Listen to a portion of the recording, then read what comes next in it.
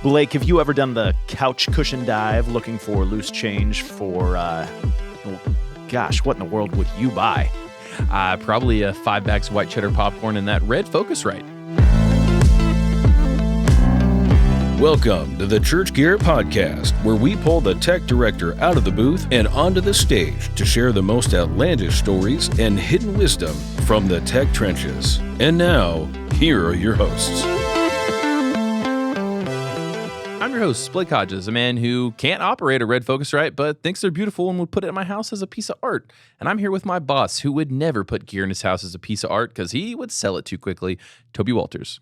You don't realize this whole business exists because I used to be completely addicted to beautiful gear. Well, that makes sense. I mean, well, hang on. How were you addicted to it if you then started selling it all? Have you ever heard, it's not a proverb, but I've heard, I don't know if it's one person said this or multiple people, but be careful turning your hobby into a business. Oh, 100%. That's why I don't monetize my enjoyment of cocktails. Yeah. Even though there's like 5 things I could have done to make money on it, I'm like, nope. So, and I mean, we could even get to the point of bringing gear guys in to debate the like validity and difference between the red series of Focusrite and the like gray and yellow series of Focusrite. It's a fascinating thing that all you know is, ooh, red, pretty. Why are we arguing over it? What's the prettiest piece of gear? That's it. That's all you know. So for like couch cushion dives, I want to bring this back to our tech directors. So some of our tech directors live in this magical land where they have incredibly well-funded budgets. And they always give us a sheepish look when they say it. They're like, well, that's not actually a problem for us. Yeah, like we actually have $1 million, production budget. But for some churches, they have like, well, we have $1,500, and there's a number of churches that are like, yeah, I don't have any production budget. If I want anything, I go ask my pastor. It's not like you live in that world at Church Gear, Blake. Well, yeah, I just stopped asking. I'm going to tell you live on air. I spent like $2,000 getting all that vinyl put up. So yeah, you're fired. I didn't tell you about that. I had you approve the designs, and that was it. Yep. So back when I was working for a church in Texas, I was the worship pastor, but as is the case in a lot of churches, words are hard today, I'm not apparently. Editing that out. Keep No, going. leave that there. Oftentimes, worship pastors make those decisions, even though the tech people advise them on it. So we were at a church of like 1,000 people, and we still had no tech budget. And we had just moved into a new space, and we needed a new mixer because we were still... Now, this was 2007. We still had analog, and we were going to stay analog at that time, but the mixer we were using was on its last leg. Like, channels were out, certain sections didn't work right. So I went to my pastor, and I said, hey, we really need a new mixer. This is a problem. I know we don't have any budget, but what if I could essentially search the couch cushions of the church for loose change? And he's like, what do you So mean y'all had by couches that? instead of pews? And I said, basically, I've seen a lot of old gear sitting around the back storage spaces and hallways and the green room and closets. And I said, well, what if I could gather enough of that that's just sitting and sell it and buy this mixer? And he kind of looked at me like, what's the catch? And I'm like, no catch. And he's like, dude, if you can do that, you're fully approved. And so I got to work.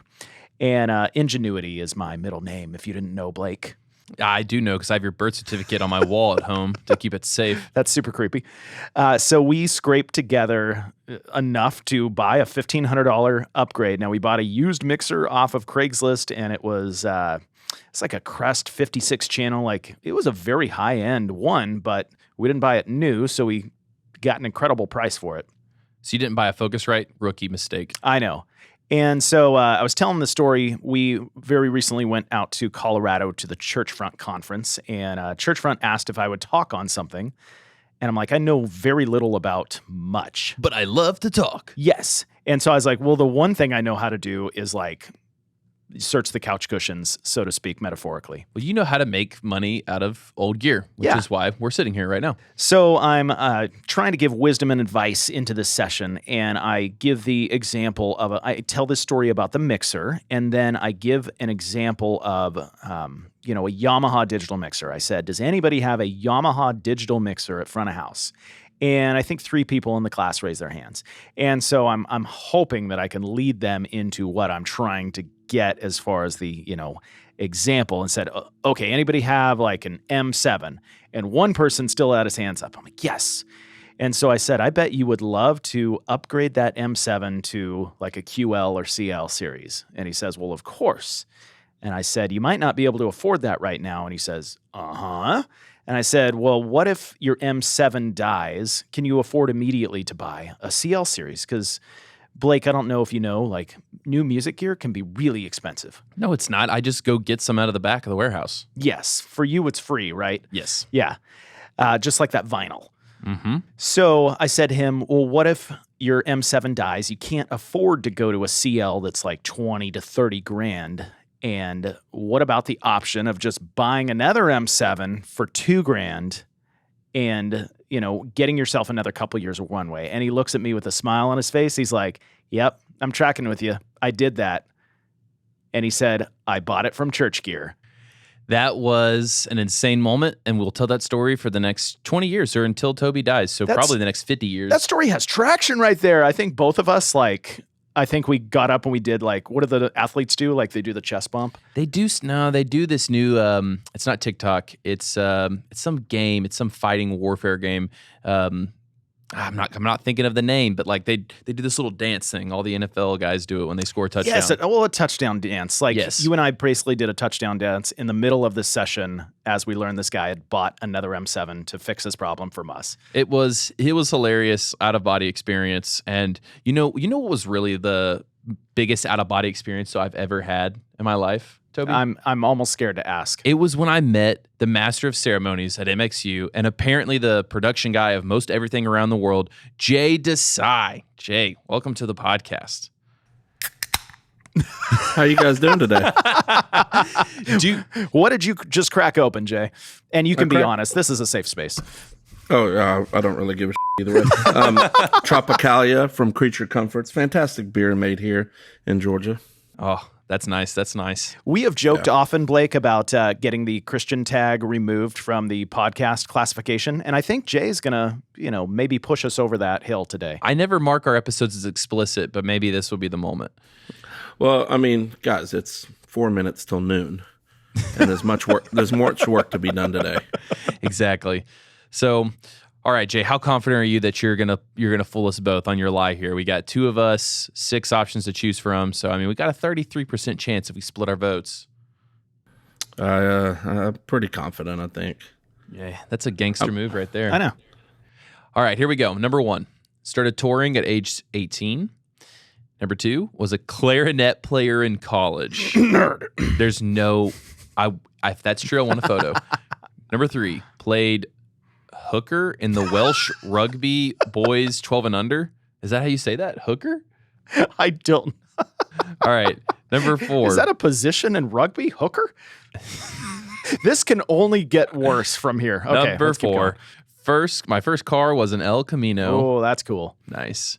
Number 5, loves 90s country and rap. Oh, one of those two things is acceptable and one is not. That's quite the combo. So Lil Nas is his favorite artist now, because that's the combo of those two things. Number 6, his dream job would be in... That's actually a great summary. There we go. My first compliment on the pod. Number 6, dream job would be in covert missions. Covert missions, is that like secret agent, or is that like, not like secret Christian missions. I'm not like passing out tracts in remote villages. Yeah, that's what I was countries, wondering. In the Middle East. No, more with the sniper kind, Gosh, Blake, nothing is jumping out at me. The problem is that Jay is such of like a cool, ethereal figure that any of these could work. But because of that, I'm going to take out the one that just doesn't make sense, even though I'm sure it'll still be true. You did not play clarinet in college. That's my guess. Let's get Toby's guess. I'm going to go with the 90s country and rap because I find 90s country so offensive. See, if I can be honest here. Let me help you, Toby. He laughed so resonantly. I do think that that's true. That's true. I mean, hold to it, because if I'm wrong, then you're going to be super mad at me. I know. I'll stick to my guns here. All right, Jay, we're locking in. He's got the country and rap, and I've got the clarinet. Toby, you're wrong. I said no one ever. I moved to America in 94. Never heard country music in my life. Grew up listening to the pop classics, a little reggae, and 90s hip hop. Had a Raiders jacket. Never seen an American football game in my life. Because in the UK at the time, we didn't, like, Dish TV was pretty new too. So, like, we didn't have, and they actually didn't broadcast it over there. So, But 90s rap. And then when I moved to America, I fell in love with 90s country because a friend of mine made me a mix CD. George Strait, I Crossed My Heart was the first song on it. And it was a lot of sounds I'd never heard and stories and melodies and, kind of painted lifestyle. It was great. And I still to this day could sing you every word of most 90s country songs. That's very sad to me that somebody moved to the U.S. and then that's what he fell in love with was country music. Jay does seem too cool to love country music. No, I don't love a lot of modern country. There are some artists that I have mad respect for that I think are phenomenal musicians and such these days, but I don't. And then Blake, you are absolutely wrong. Oh. Yes, said everyone all the time. It happens to be sitting here. Straight up. Jay, that is incredible. I played till the third year of college, in which I left college. It wasn't I stopped playing clarinet. It was I stopped going to college. Stopped playing college. Man, we're going to start filming these one day, and I'm really sad we haven't started already because that was an epic moment right there. All right, well, what was the lie? The El Camino. Why didn't we say that? That's an expensive car to have for your first car. Not for necessarily. Sure. No? Bass player in my old band had one. Now they're kind of cool, but back then you probably could have gone cheap. But I just think they're hideous. My uncle had one, and I used to ride in the back of it back in the 90s. There we go. While you were listening Yes, I was a hooker. So that's a position in rugby? Or still? I said covert missions. Okay, there you go. All of that is true except for the El Camino. Okay, so in covert missions, like who or what would you want to be? And would you be prepared to shoot someone in the face? That's probably true every day of my life already. But more, I think I would be best in quarterbacking the team from afar. Like from op centers type thing, strategy, logistics, putting all the pieces of the puzzle together. Even though deep down inside, I would probably want to be the guy on the ground. I think my forte would be in that. I mean, I just hoofed it up these stairs, and let me tell you, it took me a good few minutes. Both elevators are broken in my building, and I live on the top floor, which is the 10th floor. It's really the 5th floor, but we have double stories, so I live on the 10th floor. And it hurt a little bit. So yeah, the physical stuff's not going to be my thing. If you could drop me in somewhere and I just was in front of who I needed to kill, perfect. But I'm not trying to plop out of a plane, swim a couple miles, crawl across some stuff. That's just not going to be my forte. So I like to play Call of Duty from the control room. They're just like hanging you out of a helicopter on a harness, and you're just shooting until you get tired and they pull you up. This definitely has me wondering, is Jay, working with MxU as a covert operative? Ooh, yes. Yes. I work for senior pastors. I'm here to see what the other side is thinking of them. He's a music executive underneath. There we go, MxU. I feel like the general consensus of Jay is he's everywhere all the time. As the Master of Ceremonies for all things production. So maybe there's some truth here, Blake. So guys, you just never know. Well, Jay, there's so much truly etherealness to you. Tell us kind of the origin story of Jay Desai. How'd you get into production? Kind of give us some of your bullet points from jumping from production position to position. How did you get to this point now, this Mr. Worldwide? Well, I was born in England, and I lived in Wales till I was 12, at which I sang in a boy choir. And I also started playing clarinet. So when I moved to Atlanta at the age of 12, a friend of mine had invited me to his church. And so I went, and they had a youth choir, which later there was a praise band. I was a clarinet player, not a lot of clarinet players in the praise band. And I'd kind of played keyboard a little bit, self-taught, nothing great. I probably still can't get through a whole song. But since I was a music guy, I knew my theory well enough, and then gotten into a lot of the hand drum percussion type stuff, and just started playing in bands, which we always needed sound. And then I met a guy here in Atlanta who's like, hey, when you're not in college, you're welcome to come to shows. Started touring on the weekend, and went from pushing cases to a monitor guy to A2 to front of house to tour manager, production manager. Worked in management stuff as well on the like artist management stuff. So that's kind of been my thing. Artist management is probably the thing I love the most. I just do focus on the touring side of artists more than anything. But I like to build something or fix something. I'm not, I do enjoy seeing things well oiled, but once it's up and running, I need to pass it off and sit at the 30,000 foot view. I need to get out of the maintaining. So I like to build and fix. So that's really been my thing. That's what got me into production. It's actually kind of pre-COVID. I was like, all right, I'm kind of done mixing. It's like, it was great. I wasn't mixing that much. I did a few corporate things, which, you know, are great because you end up at some nice places for lengthy periods of time, not jumping in off a tour bus every day. But then I go to Passion City in Atlanta, and our creative pastor at the time, Ryan McCormick, was like, hey, do you mind mixing? We're going to have to broadcast. And Stephen Bailey, who a lot of y'all know, mixes Tomlin these days, took over broadcast. And so I sat up front of house for 9 months and like kind of fell back in love with mixing. I am at no level like great at it like the greats, but it's musical for me. And I'm not technical. I can kind of get through the jargon, but I just like music. And so, yeah, that's how I've kind of still, but production managing, tour managing, logistical management, artist advance, managing artists is really my thing. But I really don't care what it is. I'm a project manager at the end of the day. Give me a mission, a time, and a budget, and let's see if I make it happen. Oh, my little project manager heart just sang at that. That's a good quote right there. So when you say that you're in artist management, do Lee and Jeff know that you are managing them? Yeah, very, very, very much. Nah, man, that's Spencer's job. Spencer babysits them. He's their babysitter. They know. But they are artists. I mean, honestly, a lot of our interactions, a lot of times, Jeff is a pastor and an artist. And, you know, Jeff was a trumpet player in college for a lot of people that don't know. So he has this artist spirit. Studio engineer. Actually, Sandstrom and I first met. He recorded my band in 2000 or 2001. And that's how we met all those years ago. Jeff is got the pastor's heart. So he's got this artistry, creative side to him. Lee, who I love in a totally different way. They both annoy me. Let's get that clear. Just in different ways. Well, don't the people we love the most annoy us the most? 100%. I literally would do. I must love you completely, Blake. Then you heard it here first. Lee's like, he's got this drive that is so admirable. Like, and he wants to be really great at mixing or whatever it is he does. And he doesn't have to be 100% in control, but like he wants to know it's done well. And I respect so much about both of them. So it's great.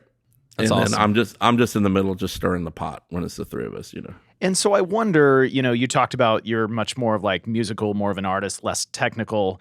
And, you know, it's clearly documented. Lee and Jeff swim in a very technical mindset. Did they bring you in because they're like, we need someone to stir the pot around here. We need someone to have people keep tuning in to see what kind of crazy happens? Yeah, but I mean, they're kind of boring without me, you know? Let's be honest. Let's tell them that.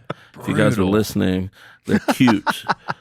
But I'm like the edge, you know? I'm like the sriracha. They're ketchup and mayo.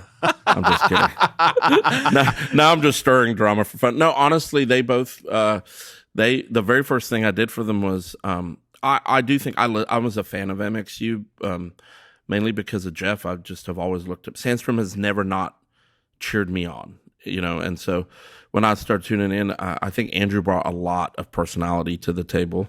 And their event, that first one I did, they needed someone to host, and I don't do that. You really don't want to put me in front of a microphone. It's kind of dangerose. We're learning that right now. As we just put you in front of a microphone. Yeah, 100%. This beautiful Earthworks microphone I have here. So they were like, just let's try it. If it doesn't work, you know, and they liked it. I liked it. I honestly enjoyed it. But I think we all have different strengths and we all get along. And there's so many people, though. Like, I know that people see Lee and Jeff most of the time and then me. But, like, there's a whole army of people at MxU really making things happen. And I think they would be the first to say Spencer leading that team and then everyone on that team, which is cool. But at the end of the day, all three of us share a very similar heart for church production because we've all been in it. So and I'm still in it. as MXU is launching multiple podcasts over the last 6 months, I'm kind of envisioning you and Adam Taylor running an MXU After Dark podcast. That would be so good. I wish we could just fly to Vegas and film it at some speakeasy in Vegas, and that would be amazing. Adam is one of my heroes, so watching him, the way he serves his organization and leadership and team is kind of magic. I know y'all had him on the podcast not too long ago. I learn from him every time. So definitely a great dude. Yeah, it's been so fun getting to know all the production people because everybody is just like so great and everyone really cheers each other on and gets along well. So I think that's one of the things, honestly, not to butt in again, but you asked me on here, was I think not just MXU. I think Philo's done this. I think a lot of the production communities that are around have done this. To say that MXU is the only one is just dumb, right? Like there's not. I mean, McDonald's Big Mac is the best fast food burger out there, but there are other burgers, kind of vibe. But it's build community, which I love. I've absolutely loved. It feels like it's taken a little bit of spirit of competition between engineers and stuff, and everyone's kind of in the same boat. Because I think we're finally talking about what we're all struggling with, except instead of all trying to just outdo each other or what gig we did, blah, blah, blah, blah. No, totally. There is a level of competition where you can still be friends, obviously, and you're not competing to beat them. You can both win. You just want to win a little bit more.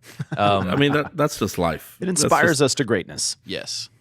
And I feel like 100%. we should talk about the fact that you just said Big Mac is the best burger out there, but that's a joke, I can't even grapple with that concept. So I'm going to totally switch The gears. Big Mac is the best fast food burger out there. No, incorrect.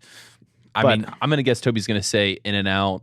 Oh yeah, Okay. come on now. Shake Shack. Yeah, Does come Shake Shack count in this, though? Let's be honest about In-N-Out. Most of us want it because we can't get it. So it's basically like that girl we all wanted in high school that was too hot for us. But then when you get there, she's just mimicking someone else. That was every girl to Blake. Wow. All right. We're going to have to cut all of that. I don't know what just happened. Let's get to church talk. So let's talk some about Passion City Church. Tell us about your production setup. What it's and like I know, at church. For me, Passion City has always kind of been this like allure to it, like Giglio and Tomlin and all these huge names. But obviously you've been a part of the mission and the ministry there. So give us some behind the scenes of what is Passion actually like? Obviously, Looked up to Louis for many years. His messages in my college years were life-changing, still are, a lot of the old ones and the new ones. And so, but church is awesome because I like the community thing. And we've grown a lot over the last few years, and there's been a lot of changes, I think, with all churches. Broadcast kind of added a whole new realm to it. But Passion started doing events, and so church, our like mindset of church still has a little bit of event set up, and so but we are Digicos. We have 3 campuses in Atlanta, 1 in DC, which launching DC was amazing. You guys should really have Josiah Canzanella on here. I don't know if you know Josiah. Josiah is like me, where neither one of us work at Passion, like on staff, but we're both very involved. He helps weekly and orchestrates and oversees production in Washington, D.C., and he is a gem of a human. A touring guy that started Family, Came Home, and has a company out of there. But D.C. is a different struggle, which may resonate with a lot of your folks because they're load in, load out. And really, what was the thought process going from Atlanta all the way to D.C. other than it would be nice if some of these politicians had a soul? There is that, for sure. Honestly, Ben Stewart, who's the pastor of DC, was his call, him and Louis, and they killed it. I mean, it's killing up there. I have loved watching community up there.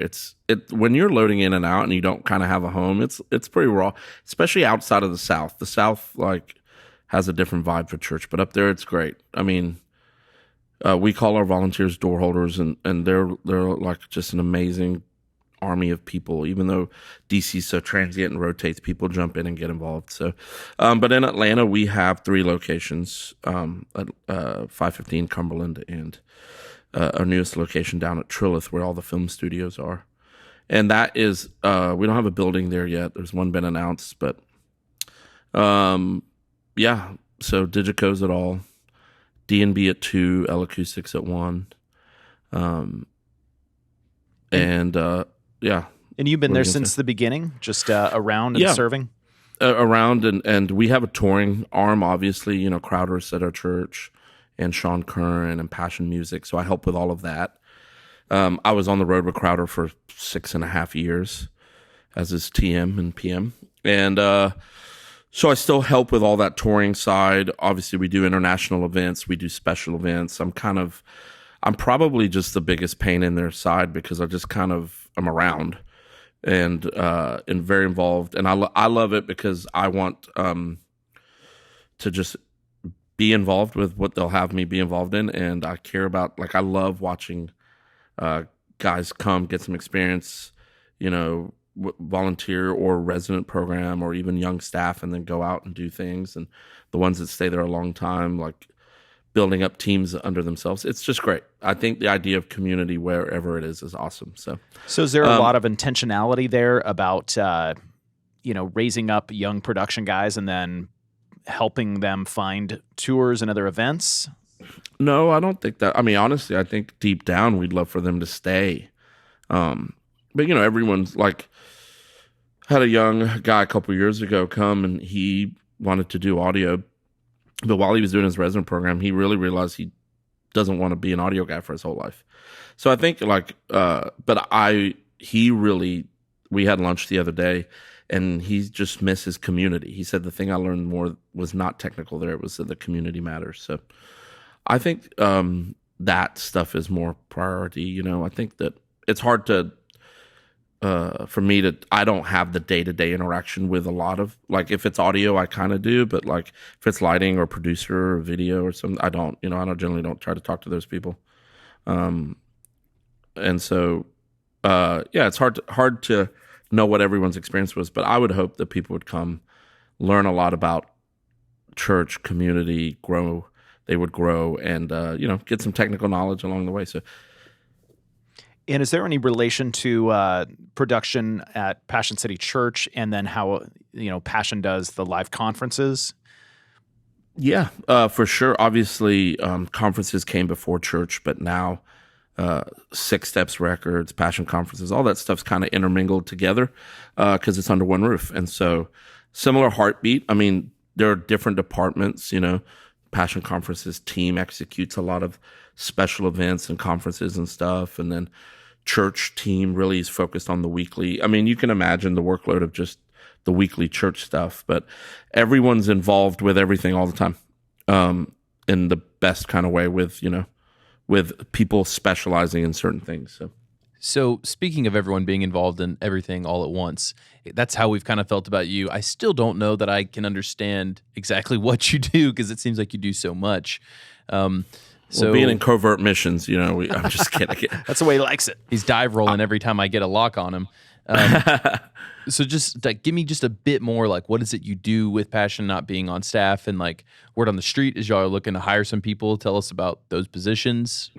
Yeah, we're growing, adding that third campus in Atlanta. And, with the idea post-COVID world, there's a lot of things that leadership wants to do. So there are openings in all departments, audio, video, lighting, maybe some producers, I don't really know that. But yeah, it's on the website is all I could say because I don't really know exactly. I do know we need some audio guys because that is directly and some production managers, location specific.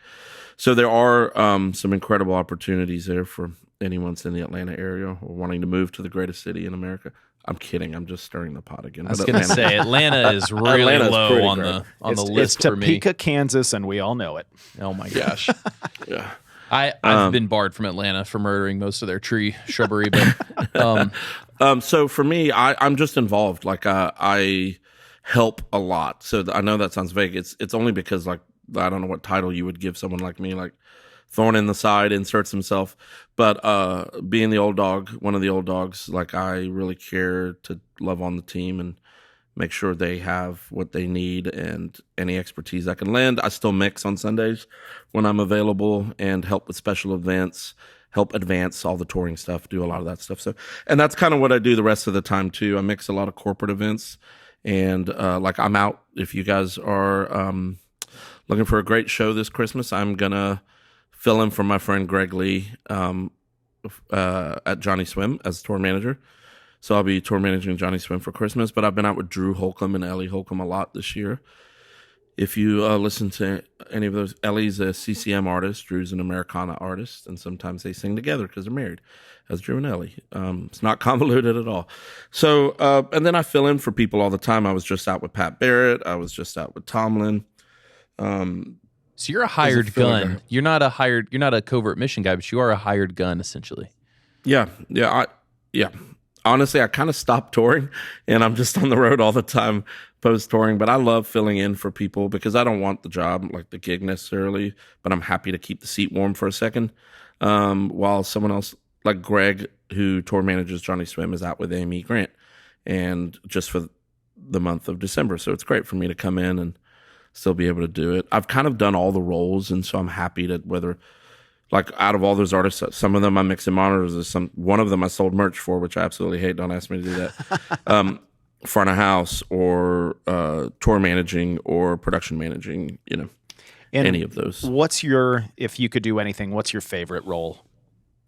I love tour managing out of all of those because I think like I said earlier, like I don't mix. I do mix, but I don't mix. But like I love making sure everyone's got what they need to win. Kind of being able to sit at the 30,000 foot view and make sure all departments got what they need. The bus is going to roll. We got some food. All the T's are crossed, all the I's are dotted, and on to the next city. And let's hope the bus makes it to the next city. So I also do Bob Goff touring stuff, which is one of the weirdest and funny. Bob is awesome. I don't know if y'all know Bob well. I feel like everyone knows Bob, and he's everyone's best friend. Not well.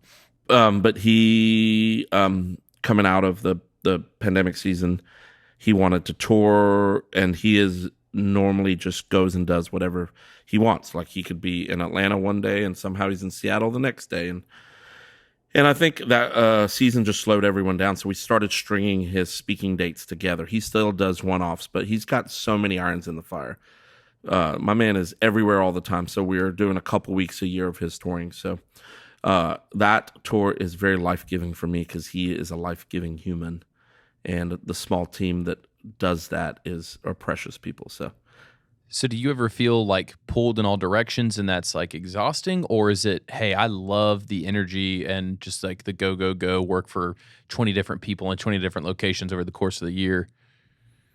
I need to take it down a few numbers as I'm getting older. I mean, for 40, I look pretty incredible. But for 41, I'm going to be looking a little rough, if you know what I mean. So I do need to take it. And I'm starting, like, I've had all this incredible experience, and this has been my MO for years. But I really want to start making broader paint strokes, I want to really invest in some more things. The MXU community has been real special for me because I've enjoyed talking to all these different people from all over and realizing we're all in the same boat and just encouraging people along the way. So that takes up a lot of my time. The event side of it and some of that stuff has been awesome. And then I really do like making sure artists have what they want. If I could sit at home and advance for a lot of artists, which I already do, like just making sure their teams got what they need, that would be great, and help with church when I can. And I kind of just probably need to just get out of the techie mixing. I just don't know if I have the capacity to keep up. Like someone's like, oh, do you see this new feature on this thing? At the end of the day, honestly don't care. Part of me does, but the other part of me is like, nah. Okay, so we asked our techie guys at Church Gear, okay, if you had Jay Desai on the mic, what question would you ask? And the overwhelming response was, give us a crazy load-in story. Or loadout, either way. Oh, man. Just that kind of story that gives you your project manager heart, palpitations just to think about it again? Yeah. Probably 2011. I'm going to leave the artist name out of it. Okay. Elvis Presley. But definitely Tupac and Elvis duo show in an undisclosed location. Now, we were at a theater, and it's wasn't union, but it was pretty stiff rules. And so semi's backing up, and one of the guys is getting a little mouthy with one of my guys. And I'm like, hey, let's chill out for a second. Everyone cool down, go for walks, blah, blah, blah. Well, the guy didn't go for a walk. He went and grabbed like a stick of some kind, and I saw it from the corner of my eye. And so I literally just said, all right, guys, we're going in. And everyone grabbed something, and we came nose to nose. It was a non-CCM tour. It's like Anchorman. It was like it's more when the different news crews like get into a brawl. Then I immediately was like, this isn't going to go well. We have to do a show. So then I had to de-escalate. A friend of mine calls me the best escalator and the best de-escalator. I'm sensing that in you. You like the danger. You want to turn it up or you'll get bored, but then you want to turn it down to be safe. Is that right? I mean, I enjoy a good bar fight. But I also want to make sure everyone feels loved at the same time. So, but then I immediately had to, because I'm a protector, like my nature is to protect. And so one of my guys was about to get hit with a stick. So I went into protection mode, but then I had to put my tour manager hat on. I was like, we got to make it through the day. So I said, there was a steward there, and we kind of separated the groups. And I said, hey, everyone go for a walk. And the steward and I talked it out and worked it out. And we dismissed both those guys for load in and made them go for a walk. My guy couldn't go anywhere for the day, but his guy could. I said, we'll still pay him, but he can't be on site. And so it worked. And at the end of the day, I just told my crew, hey, the rest of the guys, that's their dude. So we just got to be overly nice and make sure we're apologetic for earlier. Just tensions were high, and we just got to make it win. How we leave today is what they're going to remember us by, even though they're going to remember that little moment this morning. And so that was a good one. I did wake up. As a tour manager, you never want to wake up to yelling. Yeah. That's just not advisable. I don't take any sleep aids. Like I don't melatonin, gummies, CBD stuff, none of that stuff for me, because if something happens in the middle of the night, I don't take it at home either. Like I got no problem sleeping. Night's night. I'm like a baby. Give me a warm bottle and it's night. But I woke up to the bus driver yelling, and everyone jumped out of bed. And there was a crew of construction workers at the front of the bus, and it looked like it was go time. And it was. But then I had to get out and de-escalate. But it's really hard to de-escalate in a pair of underwear and Ugg slippers. What was the beef with the construction crew in y'all's bus? Were y'all parked in the wrong spot? We're parked where we were told to park. They didn't like where we were told to park, so... See, we parked where we were not told to park in... I know, we straight up rolled up to the Chicago MxU event and tried to park our truck like the MxU bus, feeling like, we're as cool as MxU. No, we are not. I know this is their event, but we can just do whatever we want. And then very quickly, somebody was like, hey, you got to move your truck. I'm like, okay. So then Toby backs the truck up into a tree. You're not supposed to tell. I thought we did tell this already. Probably. We murdered a lot of branches in that city. Yeah, when you don't know how to drive a truck properly, you just kill trees. That's what kind of a What kind of motif. truck were you driving? It was a 16-foot box truck. Nothing crazy. But now... And that was hard? With a 16-foot box truck and a 12-foot box truck, you've killed trees in Chicago and me in Atlanta. Jay, I do think there is a nugget. Like, these are fun stories, but I think you could also kind of give some help to our church techs that are like, you know what? We didn't pick up a stick, but I did pick up a spare Aviom that I didn't care about and was ready to, go to blows with a volunteer or volunteer blows to me. Like, what would you attribute like de-escalation? Like, what would be some tips on de-escalating conflict within your team or your team versus another in those moments that you've had? It is not in my nature, for the record. To de-escalate? It's a learned. Before, in my younger years, I liked brawling. I was a hooker at a rugby team as a kid, and always just kind of like didn't mind getting in a little brawl here and there, or all the time in high school. And then, so that's always been but I think as opportunities for leadership have grown for me, I've understood that the hot-headed part of me isn't always the best. in leading the thing. And so I think when things are swelling, generally a snap like that or an escalation like that is built up over time. And whether it was a week long of family stuff that you brought to the workplace or where you volunteer at church or wherever the restaurant, or it was a couple of snappy comments that day from someone, it generally doesn't happen at an instance. Generally, it's to that moment. So we got to find times to let the air out the valve. And you've got to know yourself well enough to know, okay, I'm getting real tense or I'm about to snap. Having someone you can tell is always a good idea, because that person can look out for you, But I think getting fresh air, walking away for 5 minutes, if any of you use the Headspace app, listen to a song that calms you. These are, like, if you had asked me 10 years ago all these tricks, I would have been like, bro, I'm a grown man. I don't need any of those things. It was like, man, like soft baby type things. Like, don't hold me with, white gloves.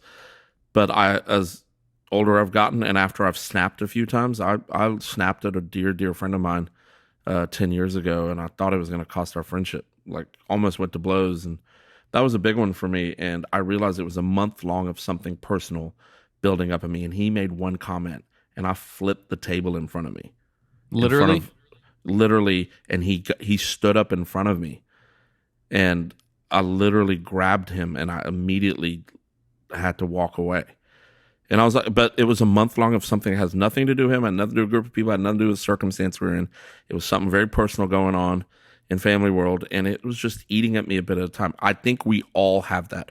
It could be rush hour traffic that got you, but if you know that about yourself, then it is okay. Give yourself permission.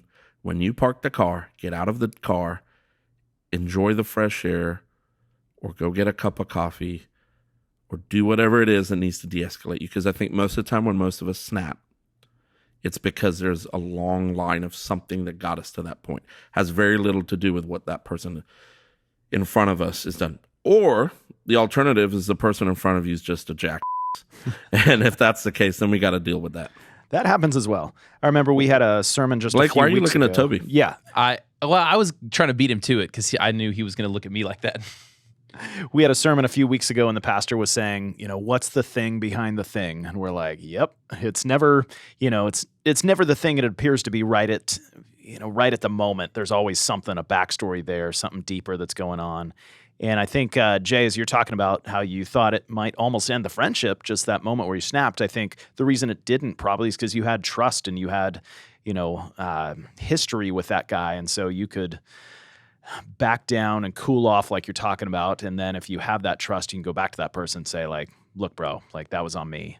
And everyone that was around me that finally, after I calmed down, a perfect example is one of my friends called another friend, and he lives 15 minutes away from where we were, and he was there in 7 minutes. I don't know how fast he drove, but like they were like, hey, Jay just snapped, and he immediately got in the car because he knows it's not good.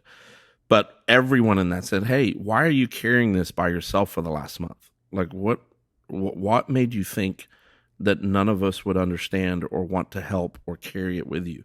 Even though there wasn't a lot of tangible things they could do, just airing it was really just even the de-escalation after that moment of exhale. Okay, I just screwed up big time, but letting it all out. Like if I remember, like I'm pretty sure I probably started crying or tearing up or felt like this crazy emotional release. And then for my friends to come back with, hey, we're not mad at you. I mean, that was stupid. We're not mad at you. We just don't want you carrying this by yourself. How did you get here? Is our friendship not doing great to where you can't share that with me? Or are you locking up on us? What's going on? So I think that, but I like there's a thing behind the thing. That's a great way to say it. In all areas, I think that if I could zoom out of my life, my own life, I'm not excluded from this, but conversations with friends in scenarios from divorce to affairs to jobs to work, all of these things that can be painful and have led to some. It's never just an instant. It's a thing behind a thing, and I think we should all get get to that. We've definitely experienced some of that at Church Gear, some tense moments on our team and just, learning each other and building that trust. It's always fun. Jay, if all the people in the MxU circle were going to get into an Anchorman style brawl, who would win and why? And what weapon would they be using? Well, I don't know if y'all have met Jessica. Yes. Jessica's my favorite, actually. She's the best. She is on it logistically. Yeah, Jessica would win, hands down. What weapon would she be using? I've only met Jessica in person once, so that's a hard one. But she's from Knoxville, so I'm sure it's a backhoe. I feel like she would just 100%. organize and send everybody a calendar invite to the wrong time and place, and then she would show up and be like, "I win." It's like, "Hey Jay, you have a whipping at 3 p.m. today." Yeah.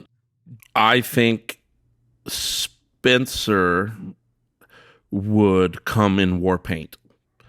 Like Eye of the Tiger in the locker room, come out in war paint. But I don't know if y'all have met Josh. I haven't met Josh. I'm not ruling him out. I was going to say, Spencer, I watched him carry, I'm not even going to pretend to know what this equipment is, but some heavy equipment all day on a shoot day. And he just picked it up like it was nothing. Didn't even complain. So I was like, I don't know. That dude's got muscles. He does. Yeah, he's kind of like the sexy workout kind of guy. I'm more like the not sexy workout kind of guy. You're like the sexy, not workout guy. And yeah, did you guys watch Scooby-Doo growing up? Oh, yeah. yes. I'm Scrappy Doo, bro. I'm always in for the fight. There you go. But I'm the runt. I'm the little one. Yeah. Just to go back a little bit, though, to the earnestness of that story, because I think there's so much goodness there, is like, you got to be self-aware enough to know, is it the person in front of me that's making me mad, or is it something else I've got going on? And then I think, honestly, that's an encouragement if someone's wronged you to think they might not even have beef with me. It's whatever's going on in their own self. So just a lot of self-awareness, and it sounds like a lot of space is what helped you de-escalate those situations, or was, in retrospect, what would have escalated situations. So, yeah. Okay, Blake, I'm ready to switch gears. No. Yes. All right. Okay, guys. Christmas season is quickly coming upon us. Quick, survey. What day does Christmas season start? Oh, November 26th. Yeah. Day after Thanksgiving? Yeah. That's my vote as well. What's your vote, Jay? Well, I didn't grow up with Thanksgiving because, the celebration of Thanksgiving was basically, out with the British, and that's where I grew up. So sometime in November, but for me, Christmas begins when I drink a St. Bernardus Noel. Is that a cocktail? No, it is a Belgian beer. If you like beer, I don't know if we're allowed to talk about the fermented juices on here, but The fermented juices. The Belgians, they make the best beer. And there is St. Bernardus App 12 is one of the best beers in the world, but the St. Bernardus Noel is a festive ale. Is that why they're always getting invaded in the past? People are trying to steal those beers? Oh, yeah. Very much so. I did see an Eggo-branded eggnog this year. I love eggnog. My wife hates it, and I'm like, it's custard. I honestly don't know the difference between the two. They're both delicious and thick, but I love those things. All the Christmas food for me. Okay. I love Christmas food. I like Christmas music. I like it all. And I could listen to Mariah Carey all year. So, and on this subject, let's throw Blake under the bus with a little game. Do you want to play a game? So, Blake versus Jay on Christmas movie trivia. You know what? My wife has me on the themed movies during the Christmas time, so I'm feeling actually decent for this. Let's go. Let's and brawl, Jay, do you like Christmas cool. movies? That's cool. Yeah, we didn't have TV in India growing up, so yeah, just go right ahead, rub it in. These, I basically picked my 5 favorite Christmas movies of all time, which are all 1980 and newer. So, Blake, you have a reasonable shot being as young as you are. Here we go. Okay. From the movie... Jay's only 40. He's only 10 years older than me. Yeah, but he is road traveled. He's been everywhere, man. In the movie Christmas Story, what is Ralphie's brother's name? Jiminy Cricket. I don't know that. Don't know that either. It is Randy. Yeah, duh. Of course it is. Come on. What item is Clark Griswold hoping to buy with his Christmas bonus? A pool in his backyard. Ooh, Blake got that one. In-ground pool. That is the best Christmas movie. Just FYI. Can we all agree that Christmas Vacation's the best You Christmas can't. movie? Nope. Don't say this yet. Don't go there yet. What is the name of the building under siege in Die Hard? Die Hard is the best Christmas movie of all time. I don't know what the building name is though. It's just is it the Sears building? Nope. It's in L.A. I don't know. Sears building's in Chicago. It is the Nakatomi Plaza. Okay. Blake is still up by 1 point. Yep. Okay. In the movie Elf, what's the name of Buddy the Elf's adopted father? I don't like Elf, so I do not know this. You are fired. I don't hate Elf. Nope, you're fired. You have to love it. Right. I don't know, but I love that movie. Papa Elf. Why didn't one of us say that? Oh my gosh. And also in the movie Elf, what is the name of Buddy the Elf's birth father? Santa? No. Like in real life in Elf, he goes and finds his real father. What's his name? Oh, gosh. What's his name's not going to get it. I'm going to give you the first name, Walter. Walter Mitty? No. Walter Hobbs. You guys Walter Hobbs. Gosh. Okay, 2 questions left. God, we suck at Christmas. What city was the setting for the first Home Alone? New York. No. It's like Pennsylvania. Nope. Yeah. I don't know. What is it, Toby? They were in Chicago. That's where he lived. Okay. They were from Chicago, New York. Yep. Final question. This is worth Me and Jay had too much eggnog before this game. That's right. This is worth 100 points. Final question. Anyone's game still. He does this every time. Great. What is the greatest Christmas movie of all time?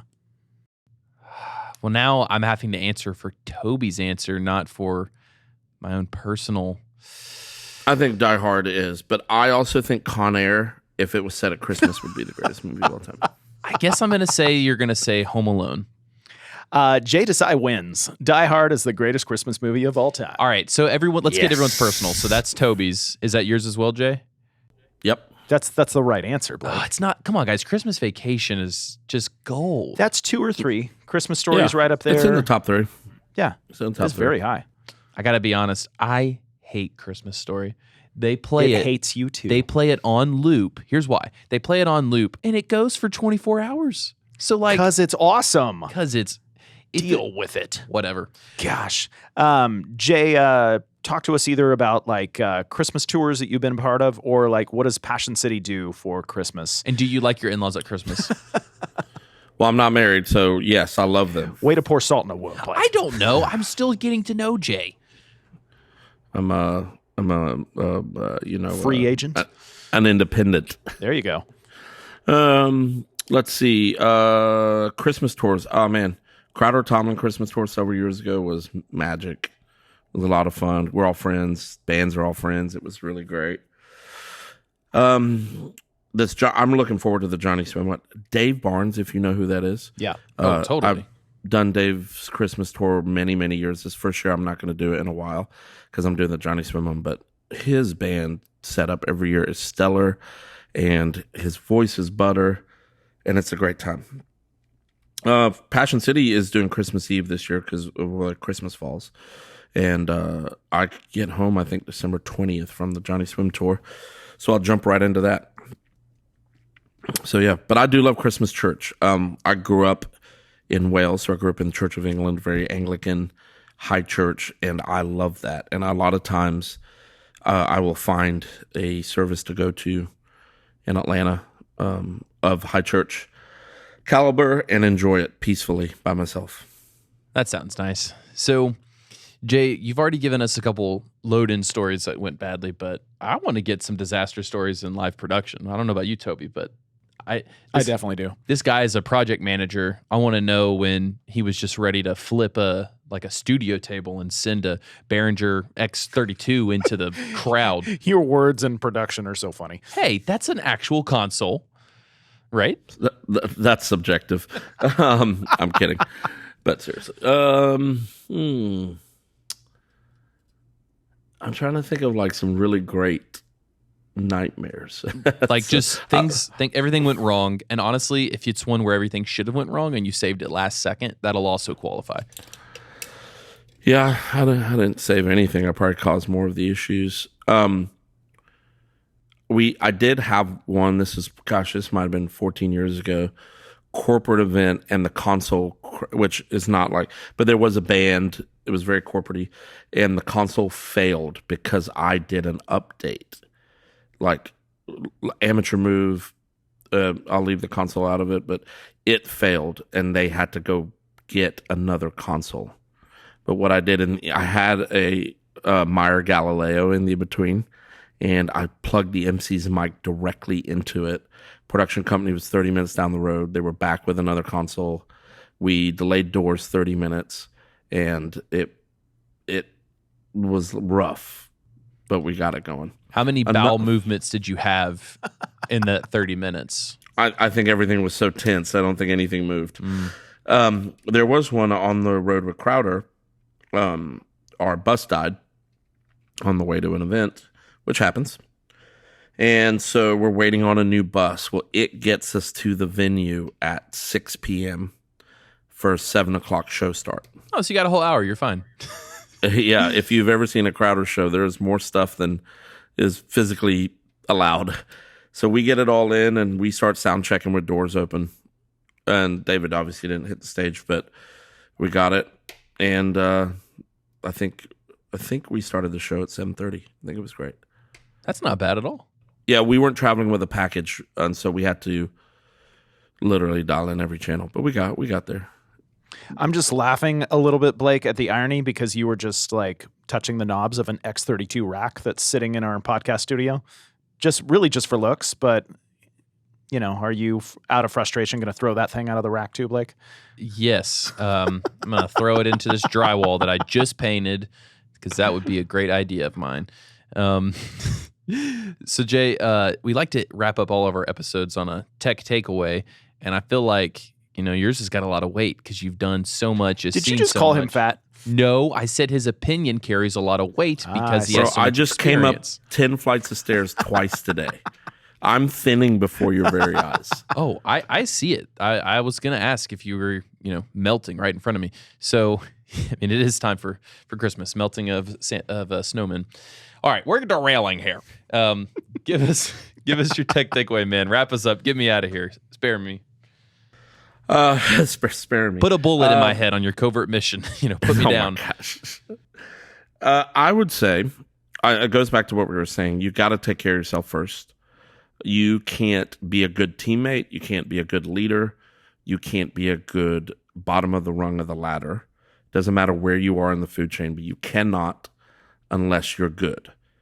And it is okay. I think everyone's known that. You've got to take care of yourself. But I think the second part of that is you've got to be okay with not being okay. It's all these little sayings we're going to combine together, but find the thing behind the thing and deal with it. And that takes time. And if you need help, ask for it. A very practical takeaway for me sometimes is if I'm feeling the pressure in sound check, into run of show, right into showtime, is you have 30 seconds to walk away. Walk out of the room, wash your face, go to your car, put on a different shirt, change your shoes, make some sort of change, whether it's your environment. I literally sometimes have spare pair of shoes or a shirt with me because something about it, put on deodorant again. It doesn't feel fresh about something. And sometimes that's air. Sometimes it's being by yourself for a minute and walk back into the room with a fresh perspective. Because I think when you cram it all together, it is really a lot to handle. But after all the work is done, and whether it's a show or whether it's church or whether it's, like a club down the road or you're mixing a local band, give that moment everything you got. Just walk away and reset for a minute. Doesn't take long. If you got the time, take the time, but 30 seconds is all you need to start. So, yeah, I think a lot of times tech guys, tech girls, the tech community, they will work themselves unlike anything I've ever seen. And they're like, it's okay. It's just me. Well, it's not. It could be hurting others. So maybe that's almost a mental trick to help us not feel selfish, to take time for ourselves, because we're not just doing it for us. We're doing it for those around us as well.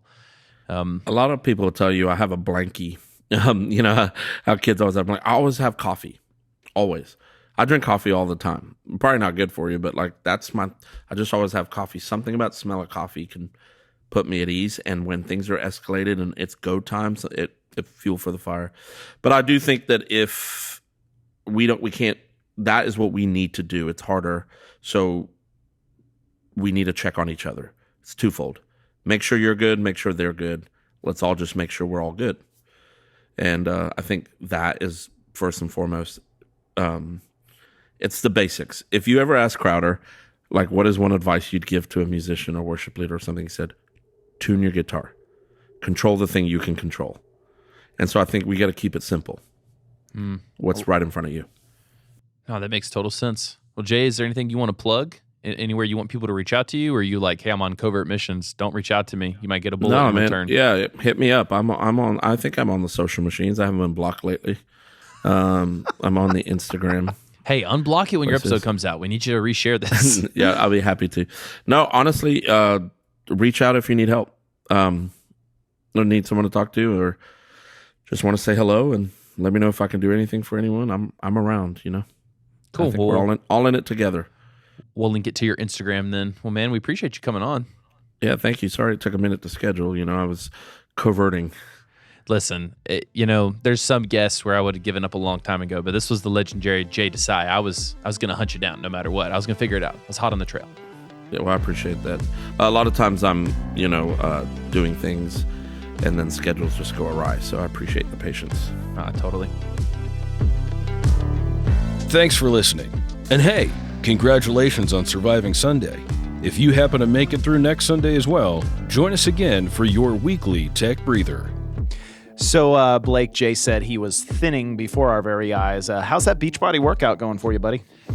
After 4 weeks, I was down a half a pound. And then last night, my wife was like, at 9:30, she was like, queso? I was like, queso. And I feel like garbage right now. Yeah, and I feel like, isn't it like Olympic athletes are at like 4% body fat or something crazy? I feel like your queso is representative, or you at like 400% body fat. It's incalculable, the amount of weight I've put on this past year. I'm not going to say it's stress from working here. Not going to say it's not, but... Is there like a target percentage? It's like, you're never getting to 4%, but I wonder if there's like a number in your head that just you would love to be at. I would love to be at 11% body fat, and you can also get 11% off at Church Gear. So, have some of that price melt before your very eyes. 11% of it, just take it right off the top. And for every time you buy something at Church Gear, I lose a half a pound. So y'all could really help me out here. And please don't give out discounts that are the exact amount of your body fat, because we can't afford that, Blake. That's true. Also, the code is podcast. I realized I didn't say that. So use code podcast to have the price and yourself, the price go down and your weight go down.